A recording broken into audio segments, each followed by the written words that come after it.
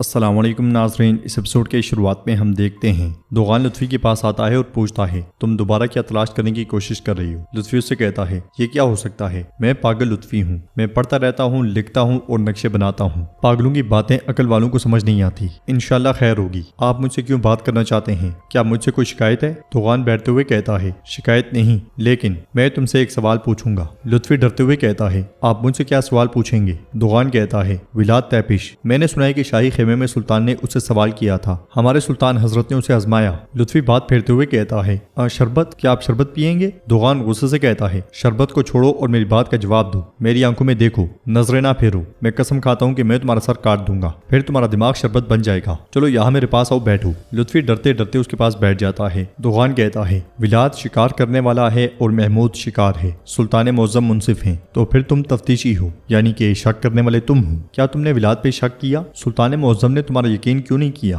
وہ شیطان اس سے کیسے بچ گیا؟ لطفی ایک دم سے کہتا ہے ہاں شیطان، کیونکہ وہ شیطان ہے، وہ آدمی شیطان ہے، میں قسم کھاتا ہوں کہ وہ شیطان ہے، پھر سے قسم کھاتا ہوں کہ وہ شیطان ہے، کیا آپ مجھ پر یقین کرتے ہیں میرے آقا؟ دوغان کہتا ہے اگر تم مجھے قائل کر لو تو میں تم پر یقین کروں گا۔ ولاد نے پوچھ گچھ کے دوران کیا کہا بتاؤ ذرا؟ لطفی کہتا ہے وہ ولاد تیپش جب وہ لشکرگاہ میں آیا اس کے جوتے مٹی سے ڈھکے ہوئے تھے، اس کے ہاتھ خون میں لت پت تھے، احوال واضح ہے، اور ہمارے سلطان نے سوال کیا لیکن شیطان نے انکار کیا، سلطان نے سوال کیا، ولاد نے انکار کیا، سلطان نے سوال کیا، ولاد نے انکار کیا، اس نے کہا کہ حادثے کے وقت وہ یہاں نہیں تھا۔ نہیں جناب، افلاک کے سپاہیوں کے ساتھ خیمے نصب کر رہے تھے اور اس نے افلاک کے دو کمانداروں کو بطور گواہ استعمال کیا اور کہا کہ وہ ساری رات تو ان کے ساتھ تھا، وہ شیطان ہے۔ دوغان کہتا ہے تو وہ حادثے کے وقت لشکرگاہ میں تھا؟ ہاں۔ یہ کہتے ساتھ ہی دوغان مسکراتے ہوئے آگے بڑھتا ہے اور کہتا ہے اپنا منہ بند رکھو پاگل ملا، ہم شکار پر نکلے ہیں لیکن ہر طرف دھند چھائی ہوئی ہے، شکار، شکاری اور جال بھی واضح نہیں ہے، شاباش۔ یہ کہتے ساتھ ہی دوغان چلا جاتا ہے اور لطفی خود کو کوستے ہوئے کہتا ہے یا اللہ میں کہاں پھنس گیا، تو نے لطفی کو اس شکار کے بیچ میں کیوں چھوڑ دیا؟ کوئی نہیں جانتا کہ شکار کون ہے، شکاری کون ہے، کون کیا کر رہا ہے، کچھ واضح نہیں ہے، میرے پیارے اللہ ہمیں اچھے دن دیکھنا نصیب فرما۔ ادھر بایزید شیخ سے کہتا ہے میں نہیں جانتا تھا، میری جوانی، میری نہ تجربے کاری کو میری نفسانی غلطی سمجھیں، میں آپ کی نظر کا محتاج ہوں، کیا مجھے آپ معاف کر سکیں گے؟ تو شیخ کہتے ہیں ہم سب معافی کے محتاج ہیں بیٹے، تم ذرا بتاؤ کون کس کو معاف کرتا ہے، تکلیف جھیلنے والا یا تکلیف دینے والا؟ بایزید کہتا ہے یقیناً تکلیف جھیلنے والا محترم المقام شیخ۔ تو شیخ کہتے ہیں اگر تمہاری وجہ سے ہمیں تکلیف جھیلنا پڑی ہے یہ تمہاری کمی کی وجہ سے نہیں ہے بلکہ یہ ہماری کمی کی وجہ سے ہے۔ اپنے اندر شعلے اٹھانے والا دوسرے کی آگ کو کیسے دیکھ سکتا ہے؟ جس کی نیت اچھی ہوتی ہے اس کا نصیب اچھا ہوتا ہے۔ ہم تو عاجز ہیں، ہم اللہ کے ناقص رعایا ہیں، لیکن اگر تم کچھ مشورہ سننے پر اصرار کرتے ہو کیونکہ تم ہماری عمر کا احترام کرتے ہو تو پھر ہرگز نہ بھولنا شیخ معاف نہیں کر سکتا، عوام معاف نہیں کر سکتی، ملا معاف نہیں کر سکتا، معافی خدا کی جانب سے ہوتی ہے، کمزوری انسان کی جانب سے ہوتی ہے۔ بایزید مسکرا دیتا ہے اور پیار سے شیخ کو دیکھنے لگ جاتا ہے۔ ادھر ہم دیکھتے ہیں کہ پونٹس میں گہرے گڑھے کھودے جا رہے ہوتے ہیں اور عثمانیوں کے لیے جال بچھائے جا رہے ہوتے ہیں۔ اسی لمحے دراوین وہاں آتا ہے اور صورتحال دیکھتے ہوئے سپاہیوں سے کہتا ہے سرماؤ تم ابھی تک ادراک نہیں کر پائے کہ کون آ رہا ہے، گڑھے مزید گہرائی میں کھودے جائیں اور یہاں پہ لوہے لگاؤ، لکڑی نہیں، ورنہ لکڑیاں تمہارا تابوت بن جائیں گی اور تمہارے تابوت ان گڑھوں میں دفن کیے جائیں گے جنہیں تم کھود رہے ہو۔ کومینوس بھی یورگو کے ساتھ وہاں پہ آ کر یہ منظر دیکھنے لگ جاتا ہے۔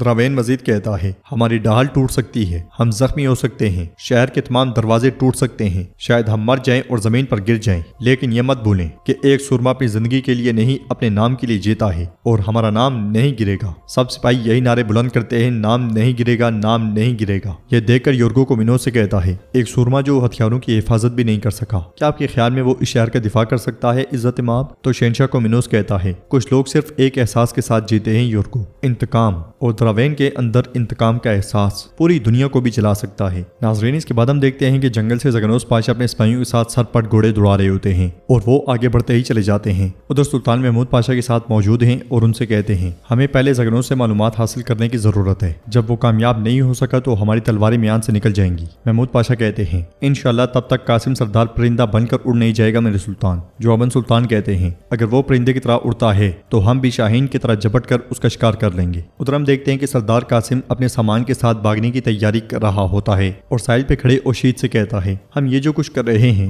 کس حد تک درست ہے اوشید؟ تو سردار اوشید کہتا ہے آپ زندہ رہیں گے تاکہ اسفندیاری سرزمین کی امید زندہ رہے حضور۔ قاسم پوچھتا ہے کیا تم نے فوجیوں سے بات کی ہے؟ میرے روانہ ہونے کے بارے میں کوئی بھی نہیں جان پائے گا۔ تو اوشید کہتا ہے وہ اپنا منہ بند رکھیں گے، ہم احتیاط کے لیے چند سپاہیوں کے علاوہ کسی کو ساتھ نہیں لیں گے۔ قاسم کہتا ہے تو پھر چلتے ہیں۔ اس سے پہلے کہ وہ کشتی پر سوار ہوتا اسے بڑی تعداد میں عثمانی بحریہ آتی ہوئی دکھائی دیتی ہے۔ وہ پریشان ہوتے ہوئے پوچھتا ہے اوشید یہ کون ہے؟ بڑی تعداد میں بہادر پاشا کشتیوں کی سربراہی میں آگے آگے ہوتے ہیں۔ سردار اوشید قاسم سے کہتا ہے حضور یہ عثمانی بحریہ آ رہی ہے۔ سردار قاسم کہتا ہے بحریہ کو اطلاع دو، تمام کشتیاں جنگ کی تشکیل میں ہونی چاہیے۔ اوشید کہتا ہے وہ ہمیں اس کی اجازت نہیں دیں گے حضور۔ قاسم کہتا ہے اجازت مانگ کون رہا ہے؟ ہماری بحریہ عثمانی بحریہ سے زیادہ مضبوط ہے، ہم عبور کر سکتے ہیں اللہ کے حکم سے۔ اوشید کہتا ہے اگر ہماری بحریہ نے حملہ کیا تو توپیں برسنے لگیں گی، ہماری فوج یہیں ڈیر ہو جائے گی اور آپ کی سرزمین کے تمام لوگوں کو معلوم ہو جائے گا کہ آپ جا رہے ہیں، جو کہ تباہی ہوگی۔ قاسم غصے سے کہتا ہے میرے سامنے بکواسات نہ کرو، ہم کیا کریں گے یہ بتاؤ۔ سردار اوشید کہتا ہے جو آپ کی قسمت میں لکھا ہے آپ اپنی سرزمین کا دفاع کریں گے۔ پاس ہی میں جنگل سے محل کو دیکھتے ہوئے شہاب الدین پاشا زگنوس پاشا سے کہتے ہیں جیسا کہ انہوں نے کہا اگر اسماعیل ہمیں دھوکہ دے کر قاسم کے ساتھ ہوا تو کیا ہوگا؟ تب ہم کیا کریں گے پاشا؟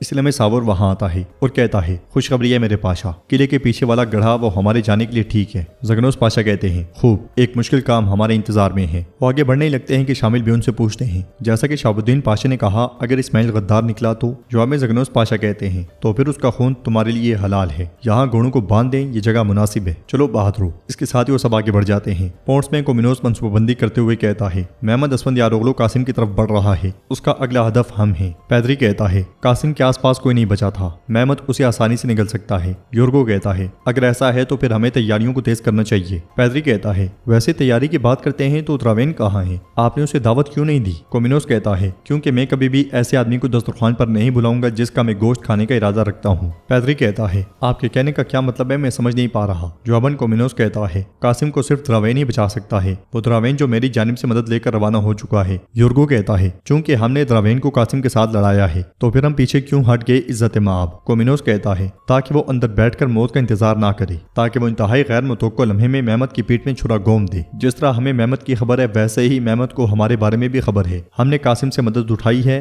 وہ جانتا ہے، اور پیچھے سے کوئی خطرہ نہیں ہے، وہ یہ سمجھتا ہے۔ پیدری کہتا ہے تو اس لیے دراوین کے لیے اس پر پیچھے سے حملہ کرنا آسان ہو جائے گا۔ سلیمان کہتا ہے میں نہیں سمجھتا کہ قاسم اور اس کی فوج دراوین کے آنے تک برداشت کر پائے گی۔ کومینوس کہتا ہے محمد جب ولاد کو مار رہا ہوگا تب قاسم کو وقت مل جائے گا۔ یورگو کیا محمد کو ولاد کی غداری کے بارے میں بتانے والا قاصد روانہ ہو چکا ہے؟ جواب میں یورگو کہتا ہے بالکل۔ اسلام اسپائی آ کر کہتا ہے جناب ولاد تیپش آیا ہے۔ یہ سنتے ساتھ ہی وہ سب چونک جاتے ہیں۔ ادھر ہم دیکھتے ہیں کہ رات کو قرارگاہ میں دوغان ولاد کے اسپائیوں کے پاس آتا ہے اور کہتا ہے خیمے تو ماشاءاللہ کافی اچھے لگ رہے ہیں، کسی ماہر نے نصب کیے ہوں گے۔ ان کا کہنا ہے کہ ولاد تیپش نے مدد کی، کیا یہ سچ ہے؟ سپاہی کہتا ہے ہم ایسی چیزوں کے بارے میں نہیں جانتے اور نہ ہمیں ایسی چیزوں کی پرواہ ہے۔ دوغان کہتا ہے پھر وہ جو جانتے ہیں تمہارے دو کماندار جنہوں نے کل ہمارے سلطان معظم کو اطلاع دی تھی وہ کہاں ہیں؟ انہیں بلاؤ۔ تو سپاہی کہتا ہے وہ آج صبح ہی چلے گئے ہیں۔ دوغان کہتا ہے کیا مطلب اس بات کا؟ انہوں نے کس سے اجازت لی؟ سپاہی کہتا ہے ہمارے یہاں کے فیصلے ولاد تیپش لیتے ہیں، آپ ان کے بارے میں کیوں پوچھ رہے ہیں؟ دوغان کہتا ہے ولاد تیپش لیتا ہے ہاں۔ یہ کہتے ساتھ ہی دوغان آگے بڑھ جاتا ہے۔ پورٹس میں ولاد ہاتھ میں تھیلی اٹھائے کومینوس کے کمرے میں داخل ہوتا ہے تو کومینوس اسے کہتا ہے کیا تم محمد کے غضب سے بھاگ کر میری پناہ میں آئے ہو ولاد؟ ولاد تھیلی اس کے سامنے پھینک دیتا ہے اور کہتا ہے تمہارے قاصد شہنشاہ۔ یہ سنتے ساتھ ہی سپاہی اس پر تلواریں تان لیتے ہیں۔ کومینوس اور یورگو ہکے بکے رہ جاتے ہیں۔ ولاد اس لمحے کو یاد کرتا ہے جب جنگل سے قاصد دو سپاہیوں کے ساتھ آگے بڑھ رہا تھا، پیچھے سے ولاد آیا تھا اور اس نے باری باری ان تینوں کو موت کے گھاٹ اتار دیا تھا۔ کومینوس کے اشارے پر سپاہی تلواریں پیچھے کر لیتے ہیں۔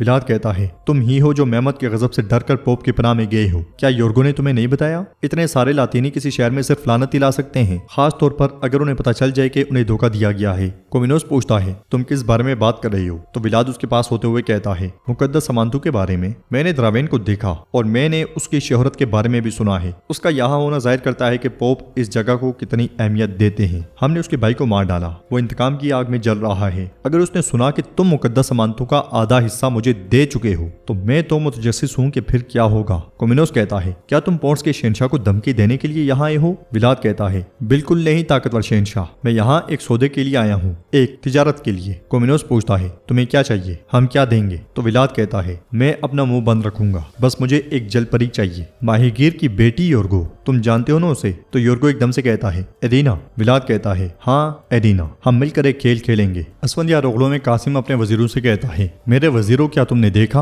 عثمانی ہم پر خشکی اور سمندر دونوں سے حملہ آور ہو رہے ہیں۔ ہم جب امن پر اصرار کرتے ہیں وہ ہماری خلاف ورزی کرتے ہیں۔ تو ایک وزیر کہتا ہے اگر ہم نے پونڈ سے اتحاد نہ کیا ہوتا تو یہ نہ ہوتا۔ دوسرا کہتا ہے درست کہا، کافروں سے اتحاد کرنا اور کھلے عام عثمانیوں پر حملہ کرنا۔ قاسم کہتا ہے انہوں نے شادی کا کہا، ہم نے اپنی بیٹی دی۔ بندرگاہ کا کہا، ہم نے حمایت کی، لیکن وہ ہماری زمین چاہتے ہیں۔ ایک وزیر کہتا ہے حضور اس کا صرف ایک ہی راستہ ہے، آپ کو اپنی قوم کے لیے خود کو پیش کرنا چاہیے۔ قاسم کہتا ہے میں جاؤں اور اپنا سر پیش کر دوں، ایسا ہے؟ اور تم میرے وزیر، میری فوج یہاں کس لیے ہے؟ اب اس راستے سے کوئی واپسی نہیں ہے۔ جو میرے ساتھ نہیں آ سکتا ایک قدم آگے بڑھے۔